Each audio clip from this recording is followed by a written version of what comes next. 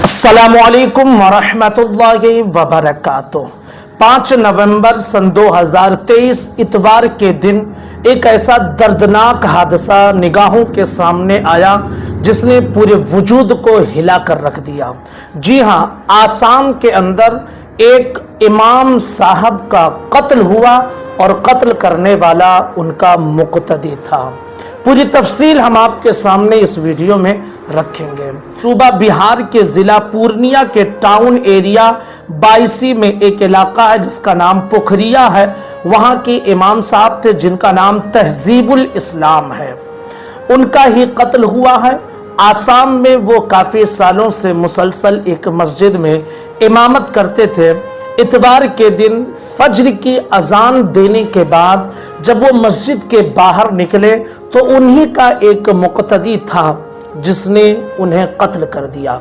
चाकू के इतने वार कर दिए कि इमाम साहब फौरन ही ज़मीन पर ढेर हो गए और रूह कफ़से उनसुरी से परवास कर गई। ये बहुत ही दर्दनाक हादसा, बहुत ही अलमनाक हादसा जिसने पूरी कौम को झिझोड़ कर रख दिया है। अब कत्ल करने वाला उनका मुक़्तदी ही था, बल्कि यहाँ तक के बताया गया कि जिस शख्स ने कत्ल किया है वो गिरफ्तार कर लिया गया है। उसका नाम इब्राहिम है और वो सदर का भांजा है। जी हाँ, मस्जिद के सदर का भांजा है, यानी मस्जिद के सदर की बहन का वो बेटा है। अब आप जरा अंदाजा लगाएं, सोचें कि आखिर इमाम साहब से उसकी क्या दुश्मनी होगी। क्या आपसी किसी रंजिश की वजह से किसी की जान ले लेना, और वो शख्स कि जिसकी इक्तिदा में आप नमाज पढ़ रहे हैं, जिसकी इक्तिदा में आप 5 वक्ता नमाजें अदा कर रहे हैं, उसकी जान ले लेना, ये कितना बड़ा जुर्म है और कितना बड़ा पाप है।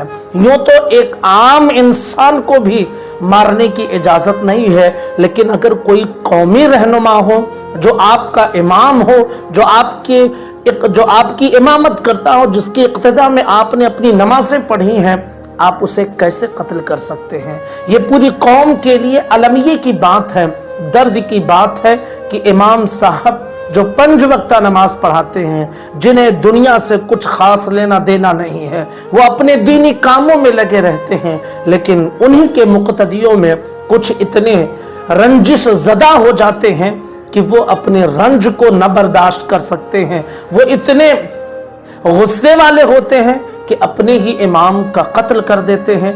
बहुत ही हैरत ज़दा है ये मामला और बहुत ही चौकन्ना कर दिया है।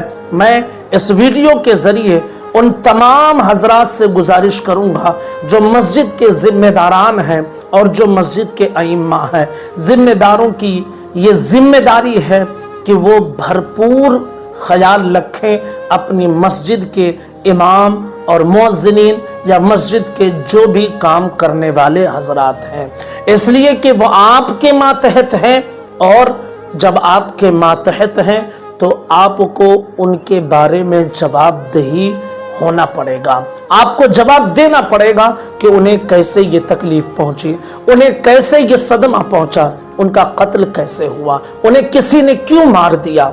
ये जिम्मेदारी है ट्रस्टियों की, और जो अइम्मा हजरात हैं उनसे भी गुजारिश है कि ये दुनिया बहुत बेवफा है, ये दुनिया बेवफाई की इंतहा पार कर चुकी है। लिहाजा खुद भी आप मुहतात रहें और खुद भी आप चौकन्ना रहें ताकि किसी तरह का कोई सदमा आपके साथ लाहिक ना हो सके, क्योंकि किसी पर अब भरोसा नहीं किया जा सकता।